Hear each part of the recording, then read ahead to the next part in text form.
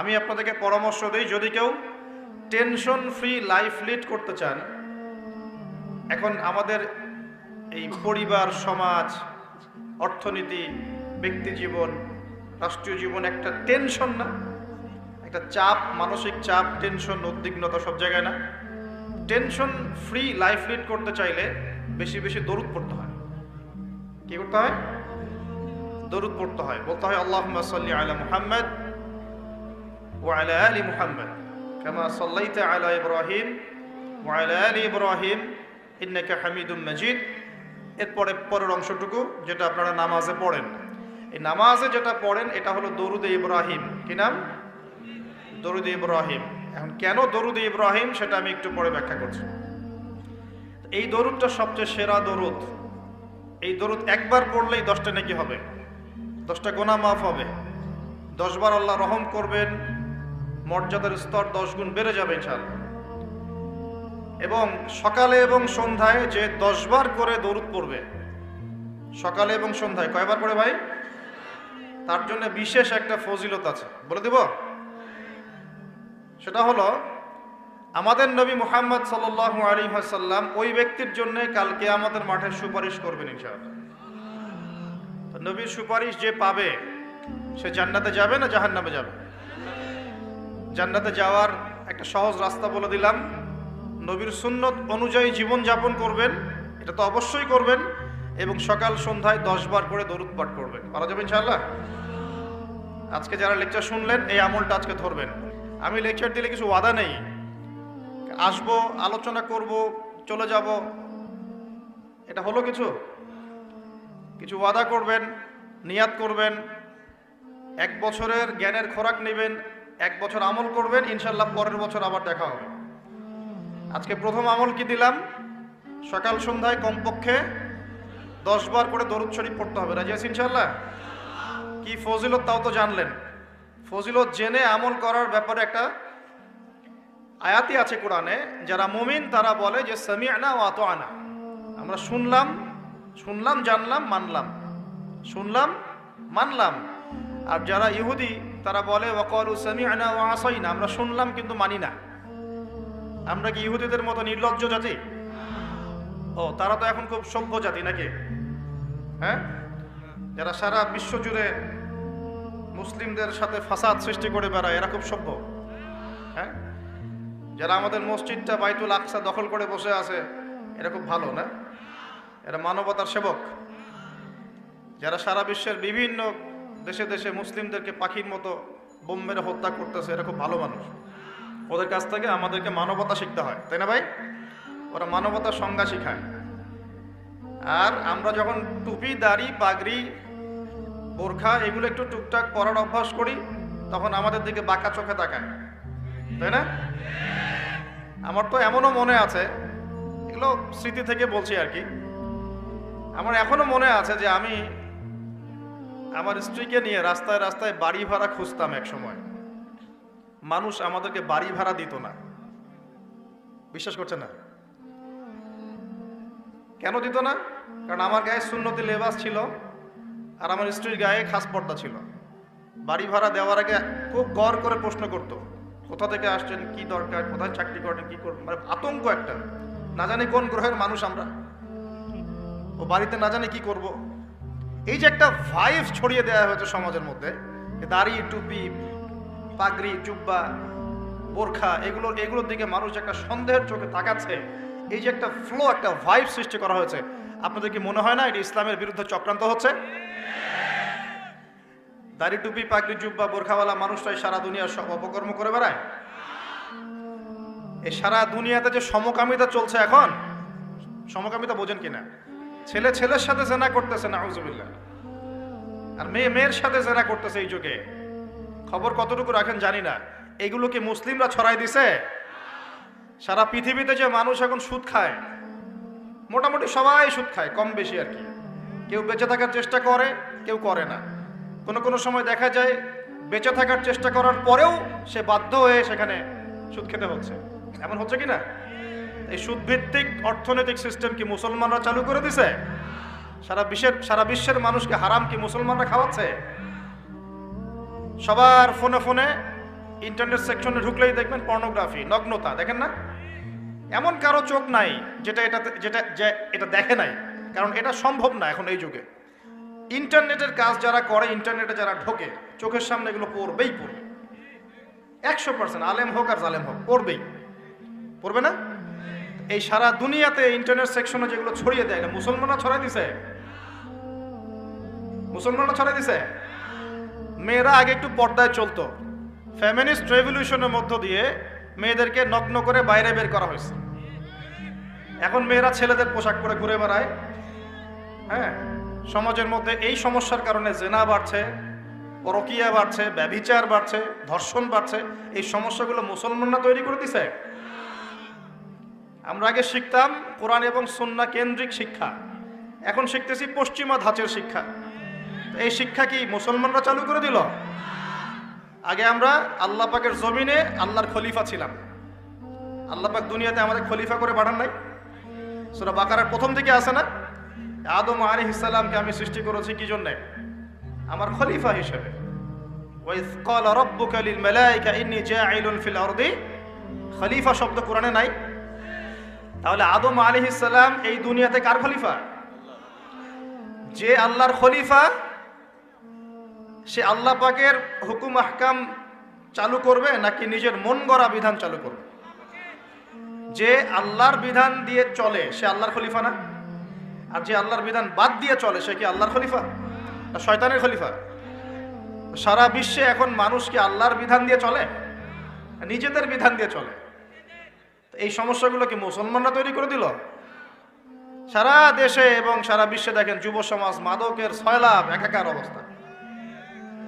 কোরআন সুন্নাহ কি মানুষকে মাদক খেতে উৎসাহিত করে, নাকি মাদকের বিরুদ্ধে কোরআন সুন্নাহর জিরো টলারেন্স? কোনটা? সমাজে দেখেন মেয়েদের সাথে কি অন্যায় আচরণ করা হচ্ছে, ইফটিজিং, ধর্ষণ, এগুলো বাড়ছে না কমছে? তো কোরআন সুন্নাহ কি এর পক্ষে না বিপক্ষে? সারা দুনিয়ার এই ঘর থেকে শুরু করে বিশ্বের যে সমস্যাগুলো একটা একটা করে বলতে গেলে তো 100টা বের হবে। এই সবগুলো সমস্যা কি মুসলমানরা করে দিল, না মুসলমানদের উপর এই সমস্যাগুলো চাপিয়ে দেওয়া হচ্ছে? কোনটা?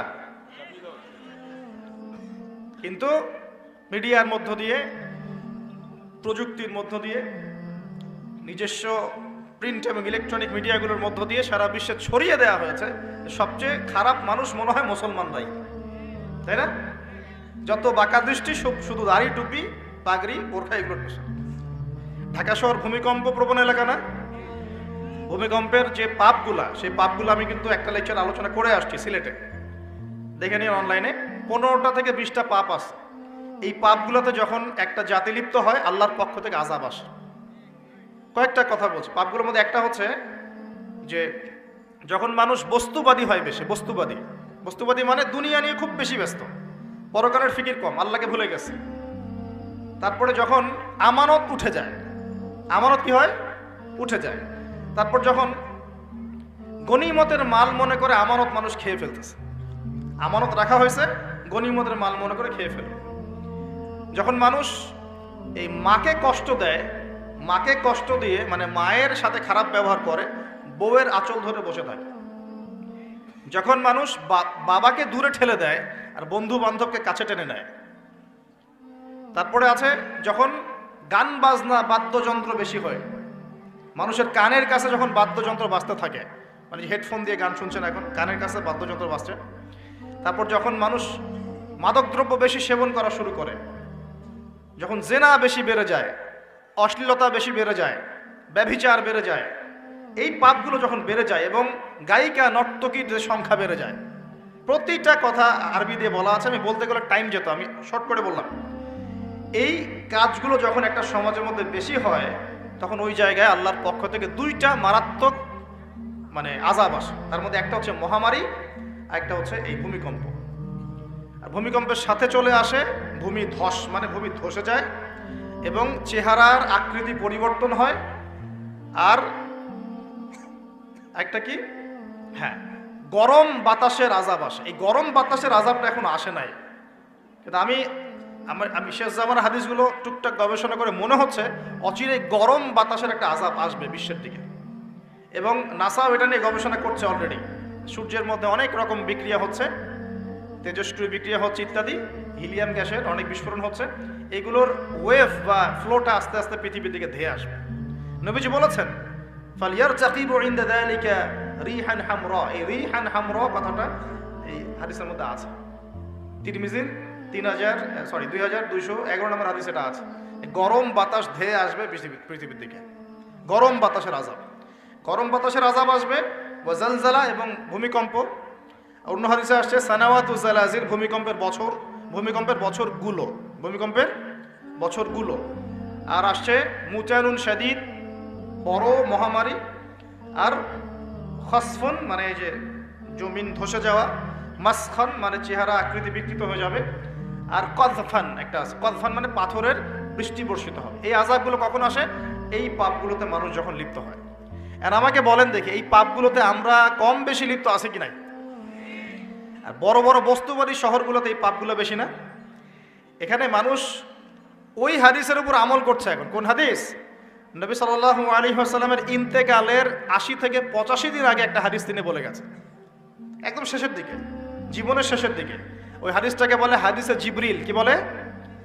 নবীজিকে জিবরাইল আলাইহিস সালাম মানুষের রূপ ধরে এসে জিজ্ঞাসা করেছিলেন যে কিয়ামত কবে হবে।